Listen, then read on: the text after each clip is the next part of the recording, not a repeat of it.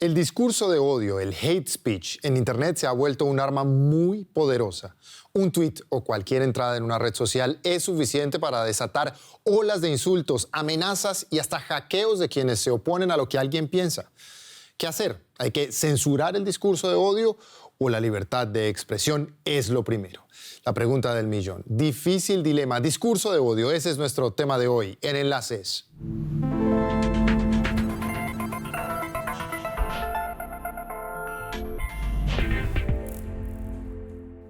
Apenas una publicación de cada 1000 contiene discurso de odio, según estadísticas de Facebook.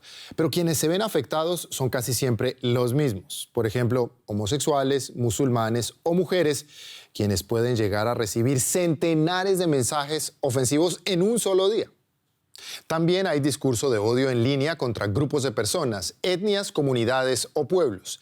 Ese odio puede trascender la barrera digital y convertirse en violencia real. Así lo alertó el ex representante especial de las Naciones Unidas para la prevención del genocidio. Las grandes masacres empiezan siempre con palabras y actos pequeños. Nadie debe olvidar que el Holocausto estuvo precedido de un discurso de odio y crímenes de odio. Hoy en día, el discurso de odio en la red también puede causar que tensiones de tiempo atrás entre grupos étnicos se intensifiquen. Aquí, 2 ejemplos. Primer ejemplo, Myanmar. Después de una encarnizada campaña de odio en las redes sociales, el ejército birmano expulsó violentamente del país a más de 700.000 rohingyas. Las tensiones con esta minoría musulmana se remontaban a siglos atrás, pero se exacerbaron con la generalización del acceso a Internet en 2014 y la consiguiente rápida difusión de noticias falsas. Segundo ejemplo, Sudán del Sur. El discurso de odio en las redes sociales atiza la guerra civil en el país. La profunda división entre los 64 grupos étnicos más importantes aumenta por momentos. En las plataformas en línea se difunde propaganda maliciosa. Y también aquí se da la circunstancia de que cada vez más los insultos online van seguidos de ataques reales a personas. Pero incluso si el discurso de odio permanece exclusivamente en la red, es ofensivo y maltrata a las personas. Muchos opinan que debe ser prohibido. Para otros eso sería censura. ¿Cómo es posible que vayan a controlar lo que yo digo? Eso dicen para defender la idea de que en Internet uno debe poder decir lo que uno piensa. Es bastante complicado. ¿Dónde está la línea entonces entre el discurso de odio y la libertad de opinión? Bueno, eso varía dependiendo del país en el que uno viva. ¿Pesa más la libertad de expresión o la protección frente a los delitos de odio? La justicia no logra definir los límites. Nos lo explica la prestigiosa jurista estadounidense Nadine Strossen. El término discurso de odio hace referencia a una emoción que es inherentemente subjetiva. En consecuencia, todas las definiciones que con la mejor de las intenciones han formulado abogados y legisladores de todo el mundo terminan siendo vagas y están sujetas al criterio de quien tenga el poder de aplicarlas. A esa arbitrariedad se suma que las definiciones varían a lo largo y ancho del planeta. En 18 países europeos es ilegal negar el hecho histórico del Holocausto, pero incluso en este caso es importante proteger la libertad de opinión. Nadine Strossen, hija de un superviviente del Holocausto, no cree que la censura ayude a combatir el odio. Por buenas que sean las intenciones, al final la censura termina haciendo más mal que bien. Esto es especialmente cierto en el caso del negacionismo del Holocausto y cualquier tipo de desinformación. Ante cualquier censura, la reacción humana natural lleva a que el mensaje que se quería reprimir termine recibiendo más atención. Durante casi 20 años fue presidenta de la Unión Estadounidense por las Libertades Civiles. Para la jurista, solo el debate puede cerrar la brecha entre los polos enfrentados. Es fundamental presentar contranarrativas. Aprovechar la libertad de expresión para persuadir, educar, informar, rebatir, apoyar y, en definitiva, hacer todo lo posible para fomentar mensajes positivos de igualdad, integración, diversidad y dignidad, y para refutar los mensajes opuestos. Además, hay líneas rojas. Por ejemplo, los ataques directos a personas que no están amparados por la libertad de expresión y pueden considerarse delitos de insultos o amenazas. Así es, el límite se cruza cuando el ataque es planeado y dirigido a una persona o grupo e infringe la ley porque se convierte en intimidación y amenaza. En Latinoamérica, esta tensión también ha sacado a la luz la discriminación y los prejuicios que durante años hemos tenido sobre minorías y grupos étnicos, por ejemplo. Desde 2014, cuando los primeros países de la región empezaron a legislar en difamación y odio en Internet, todos los años, sistemáticamente, en todo el continente, se ha venido ampliando la regulación sobre estos temas, con sustanciales diferencias, claro, pero entendiendo que es un problema que deja cada vez más personas afectadas. Recientemente, Enlaces tuvo la oportunidad de participar en el Campus AMI Centroamérica, una iniciativa de ONGs que brindan capacitación sobre estos temas con el apoyo de Deutsche Welle Academy, para aprender a construir competencias digitales y enfrentar estos retos. Belén Pac, productora de radio en lengua quiché, compartió durante uno de estos encuentros la experiencia de uno de los grupos más afectados por mensajes de odio en la red en Guatemala, los indígenas. Entonces las mujeres mayas somos súper atacadas en todo momento por usar nuestro traje, por hablar nuestro idioma, por cómo nos vestimos, por cómo hablamos. Los videos en donde se burlan de cómo nosotros, que somos, bueno, yo no soy maya hablante, pero quienes son mis compañeras y compañeros de un pueblo originario y que son maya hablantes, es complicado aprender el español, o sea, no forma parte de nuestro crecimiento, por así decirlo. Entonces, esa ha sido una de las formas más viralizadas, el burlarse de no poder pronunciar en castellano. Y creo que es porque es muy fácil burlarse de nosotros, porque estamos aislados, porque nos ven como sujetos culturales y no sujetos políticos, no sujetos de denuncia, de derecho. ¿Cómo prevenir estas situaciones entonces? ¿Cómo generar, no sé, un cambio cultural o castigar a los responsables? Bueno, para Roberto Rojas Dávila, jefe de la sección de grupos vulnerables de la Organización de Estados Americanos, la OEA, las competencias de los gobiernos para judicializar estas prácticas aún no son lo suficientemente efectivas. El Poder Judicial, los poderes judiciales no han sabido resolver y no han sabido lidiar con el tema del racismo y la discriminación. Tanto así que hay una legislación muy fuerte en muchos de los países, pero que no hay sanciones, y es por eso que todavía también se necesita un cambio en la mentalidad de los propios jueces y en los propios políticos. Existe un marco jurídico internacional, tanto en Naciones Unidas, en la OEA. En el caso de la OEA tenemos la Convención Interamericana contra el Racismo, que específicamente, por ser adoptada en 2013, tiene el tema de Internet y tiene el tema del discurso de odio. Pero el discurso de odio en algunos países va mucho más allá de atacar a las personas en Facebook, sino también o que sirve para organizarse y tener estos grupos radicales neonazis organizándose a través de las redes sociales, que eso es lo más peligroso en algunos países de la región.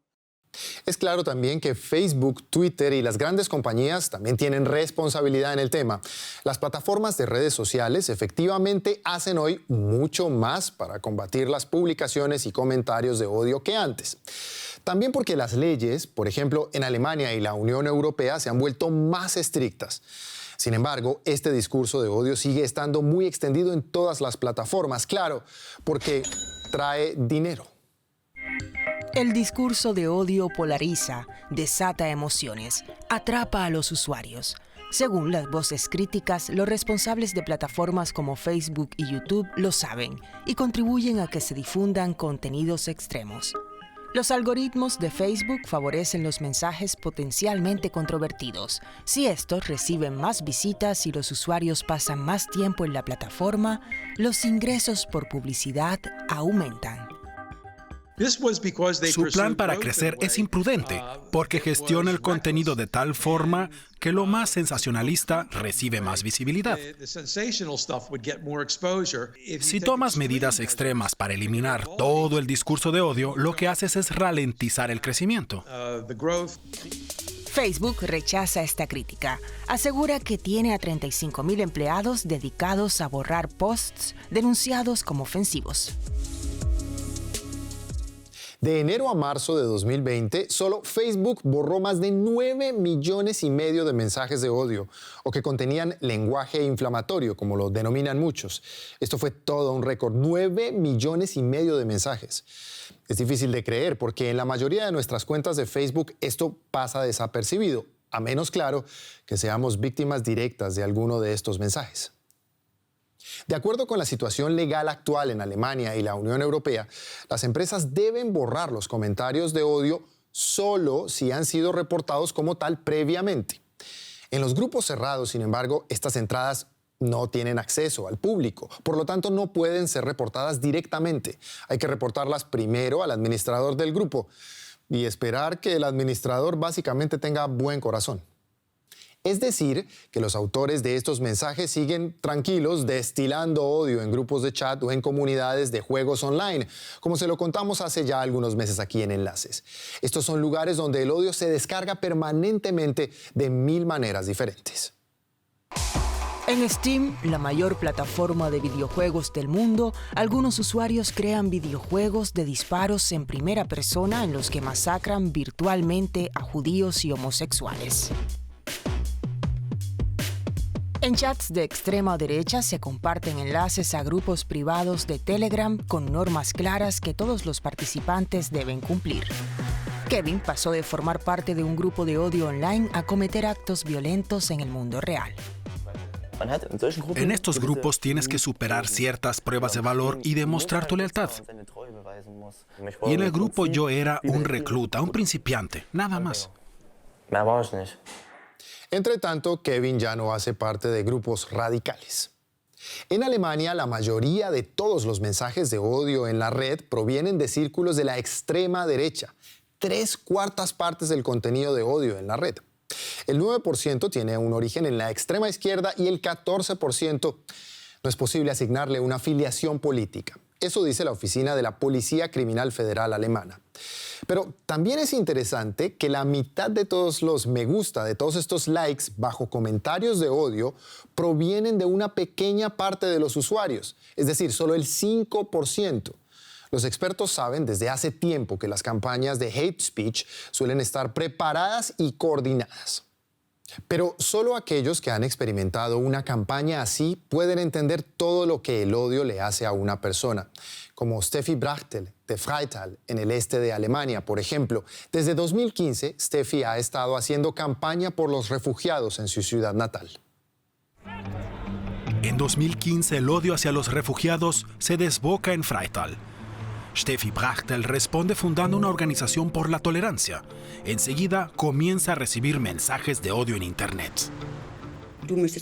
A ti también habría que violarte. Y fuera de la ciudad tenemos los bates de béisbol preparados. Mensajes de este tipo. Es solo el principio. Poco después depositan explosivos en su buzón. De noche es perseguida. Tenía la sensación de estar cada vez más acorralada. Nada más llegar a casa, cerraba la puerta con llave. Con un spray de pimienta en la mano comprobaba todas las habitaciones. Era casi una paranoia, pero creo que el miedo hasta cierto punto es necesario, porque te hace tener cuidado y estar en guardia. Pero el acoso en Internet le ha dejado huella. Hay días en que los ataques verbales no me importan. Me digo, me da igual. Pero también hay días en que me afecta mucho, días en que me callo y doy un paso atrás. Muy fuerte. Como Steffi Brachtel, muchas personas que ya han sido atacadas en la red sienten lo mismo. Las organizaciones que se especializan en el discurso del odio y la violencia digital pueden ayudarlos, como Hate Aid de Berlín. Lo primero que hacen los empleados de Hate Aid es intentar devolver el equilibrio emocional a las víctimas. Después, comprueban si los comentarios ofensivos constituyen delito. Pero no todos los afectados quieren denunciar los hechos, a veces por motivos económicos. Si ha recibido insultos o amenazas en un comentario y acude a un abogado o abogada que le dice vayamos a juicio, eso ya cuesta unos 2.000 euros. Y si pierde, tiene que pagar los gastos judiciales y legales de la otra parte. Hate Aid ofrece asesoría legal gratuita y ayuda a pagar los costos procesales a quienes no se lo pueden permitir. La organización también asesora sobre cuestiones prácticas de seguridad en Internet. Un problema es que intentan conseguir los datos de las personas, el domicilio, la escuela a la que van los hijos, etc. Nosotros nos adelantamos a los agresores, buscamos y borramos esos datos. En los últimos 2 años han recurrido a la organización 500 personas, el 65% mujeres. Cuando son acosadas en Internet, suele tratarse de amenazas de tipo sexual. Los agresores se esconden tras el anonimato, aprovechando que en Internet no hay que revelar el nombre real. Pese a todo, Anna-Lena von Hodenberg defiende el anonimato en Internet, pero cree que debe ser posible identificar a las personas cuando cometen delitos. El gran problema que tenemos en Alemania y en casi toda Europa es que se cometen delitos en Internet y se condenan en tribunales alemanes, sin que ello lleve a que las plataformas revelen la identidad de los autores. Eso tiene que cambiar. Si un tribunal alemán constata un delito, las plataformas deberían estar obligadas a cooperar. Es todo lo que teníamos para ustedes hoy en Enlaces. Gracias por acompañarnos. No olviden suscribirse a nuestra lista de reproducción en YouTube, Tecnología y Mundo Digital. Sus comentarios los pueden enviar a magazines@bw.com o compartirlos allí en YouTube, en todos nuestros videos. Yo soy Juan Sebastián Gómez, J. Sebastián Gómez en redes sociales. Nos vemos la próxima semana. Hasta pronto.